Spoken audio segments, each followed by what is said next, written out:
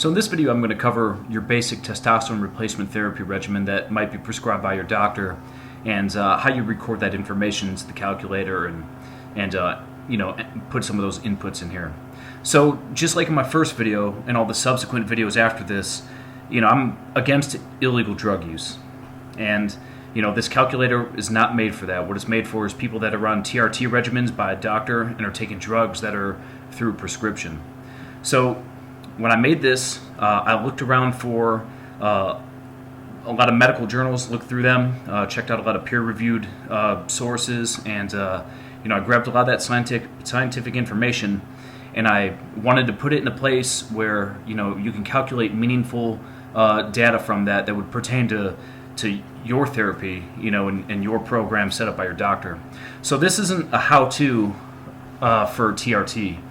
I'm not trying to tell you how to do this. What I'm trying to do is help you analyze it, because I want you to be able to look at trends and things that, ways you feel and how they pertain to the data that you're pulling out of this, so you can be better armed with a way to talk to your doctor about where your levels sit. So with that said, if you want a copy of this, send me an email. Check the description below. My email's there. If you already have a copy of this and you're confused about some of the readings, just general questions, anything you want, send me an email. I'll try to make myself as available as possible. So I'm going to cover the testosterone section first off. And this little PCT area I'm going to leave for a separate video. So the first thing you'll probably notice is these little red triangles that are everywhere. So these are just basically prompting you for information that'll get this thing working as quick as possible. So after you've used this thing a couple times, you might already get the idea of what goes in it, and you're like, hey, I'm tired of seeing that message pop up. That's cool. Click this cell, go to review, hit delete, and then it'll take that comment away and you won't see it anymore. So to start using this thing, we're going to first put the date in. So this is just as simple as putting 9 March 2017. Press enter. So it's going to auto-populate everything, the dates, the days, and it'll help you keep track of where you're at in this calculator. So this will note the weeks, and these note the days. Obviously, you can see the columns there. Now, there's 5 columns for 5 different esters. So in the event your doctor prescribes you Sustanon or a blend, this can totally accommodate that. So I'm going to run you through a couple examples really quick that will really help you figure out how to use the rest of the calculator in terms of this testosterone section, and kind of clear up some of the ways that you could be doing this. So I'm going to pick a nanthate to start with, and I'm also going to pick propionate. So you'll notice that they're color-coded, and those will pertain to columns later in the worksheet. I'll show you those later. So if I was injecting 1 milliliter of 250 milligram per milliliter nanthate, and that was going to be my most common dose, then what I would do is, in the starting dose cell, I would go and find 250 and put that in there. So the same thing with prop, 100 milligrams per milliliter is pretty standard for prop. So if your doctor prescribes that, I don't know why he would, but maybe he would. Then, and you're doing 1 milliliter of that, then put in 100. It just makes the most sense. And I'll tell you why in just a second. So you'll also have noticed that I typed in 100 here, and I picked 250 from the drop-down. You can do whichever way is fastest for you, just as long as the number is actually in the drop-down menu. You can do that. So now this thing is prepped and ready to start tracking your therapy. So what I need to do first is pick a day and a time. So just for instance, I'm going to pick 2 a.m. And now what this is going to do is start calculating the numbers.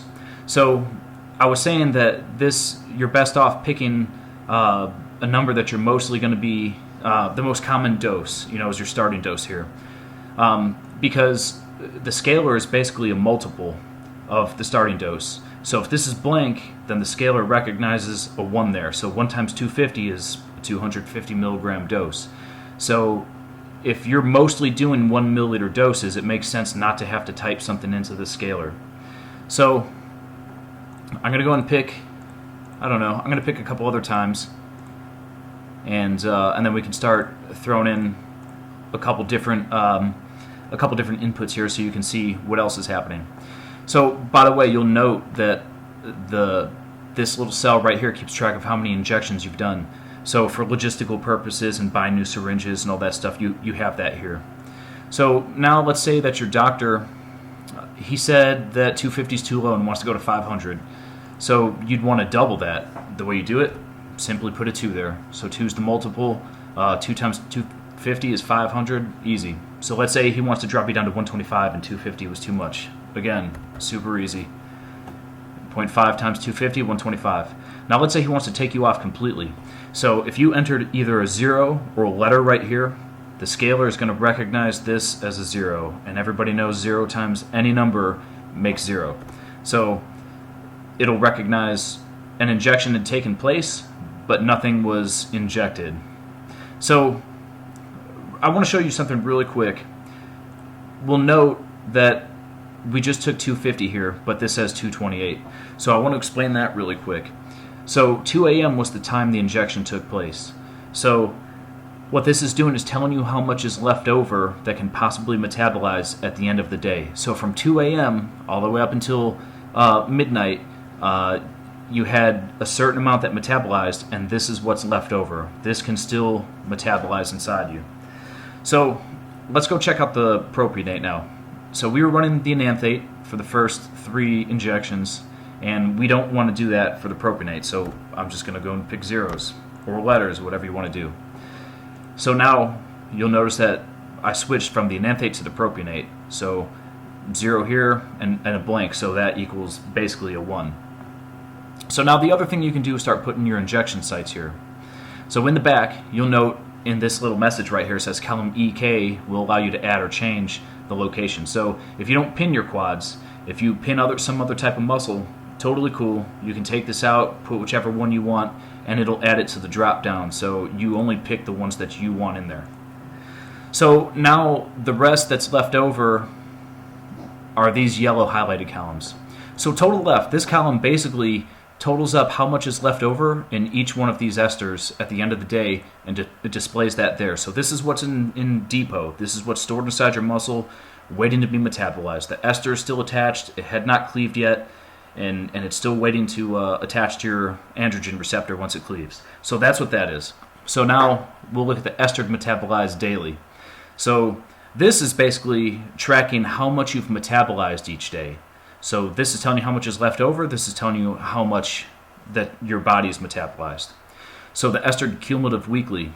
This is basically a running total of the week that resets each week of the daily values. So up to this point, this is how much is metabolized during the week. So like I said, it'll reset at the end of each week. So 284 is the highest it'll go, just for this, given input. And then it resets, and then it'll count over again. So, for instance, if you're taking 250 milligrams per week, this number, the last number, will always be approaching 250. So it'll take a while to get there, and once it does, that's letting you know that your blood serum levels are starting to stabilize. Everybody talks about the 4 to 6 week mark around that time frame. This calculator will prove that with propionate and cypionate. And it'll let you know that around that time, that's when the blood serum levels start to stabilize. So, you're basically reaching an equilibrium where your body is metabolizing as much as you're putting in each week. That's how the half-lives work. That's how the math works. That's just how it is. You can calculate the stuff out longhand if you wanted to, and it'll absolutely prove that. You'll also notice that your total left is also going to be stabilizing, and this is basically just letting you know, when you start seeing the number stabilize, that's the given amount that it takes stored inside you while the half-life is compoundingly metabolizing the testosterone. That's how much you need inside you to sustain the 250 milligrams per week. Of course, these numbers aren't all set up for 250 milligrams, but for instance. So the last 2 columns, these are kind of for somebody who might have a deeper understanding of how the ester is attached to the testosterone molecule and how it cleaves and all that. So basically you got a vial of testosterone. You've got a testosterone molecule attached to an ester molecule. So once they separate, the total molecule all of a sudden doesn't weigh anymore. The ester is unimportant. Your body metabolizes it, and then the testosterone molecule attaches to your androgen receptor. Hopefully, that's ideally what we want to happen. So what this is doing is it is tracking what is metabolized, and then it's cutting off the ester. It's cutting off the weight of the ester. So it doesn't matter what combination of esters you put here. It's going to account for all that stuff and give you the actual weight of only the testosterone molecule. So if any of you guys are on medical forums and stuff like that, and somebody's talking about taking 200 milligrams per week or 500 milligrams per week, see, this is a good way to relate to them and talk to them, because if you're taking 500 a week, you could look at this and recognize the numbers and know what they're talking about. So this side is more realistic. This is the actual weight of the testosterone you're using, while this is relatable. So this is a way to talk to people, and this is a way to be accurate. So the reason why this is important, if you start using Testosterone or blends and you want to be able to compare how much testosterone the base molecule is being used, compared to like an anthate or cypionate. So if you ever wanted to switch, or it's just how much Testosterone or how much enanthate it would take for the actual hormone that you're using to be equal in terms of what your body metabolizes, then you would look here to see, what the actual yield is, and play with the doses accordingly. So, take a little bit to kind of reflect on those comments, and you can even leave comments on the video or send me an email, and I'd be more than happy to explain that, with whatever questions you have. So we've checked this out. It's time to move on to the back of the worksheet. So right here you'll see this section, and again, color-coded so you know what ester is there. This is more of a breakdown of the individual ester for what that specific ester is metabolizing on its own per day. So it's kind of a way to dig into the weeds a little bit and be able to analyze your numbers a little more. So one of the last parts here is the half-life. You can change the half-life. You come in here, if you don't think propionate's 2 days, and you think it's 3 days or 1 day, then put it in there, and all of the calculations will run accordingly to the half-life you pick. And the last part is the injection sites. I already showed you in the beginning of the video, but here you can change any one of these, and it'll correspond to the values that are in the drop-down list when you're picking it. So, of course, you want to keep track of what you're pinning. You don't want to continuously inject in the same location more than necessary, because you get sore and in the scar tissue and all that. So that's a good way to record the results. So I hope this kind of clears up how you would be entering the information in. Again, message me if you have any concerns, or you're not sure how to do something. Put something on the video. I don't care. That's fine. If you want a copy, again, send me an email, and I'll get back to you absolutely as quick as I can. So keep on the lookout for other videos.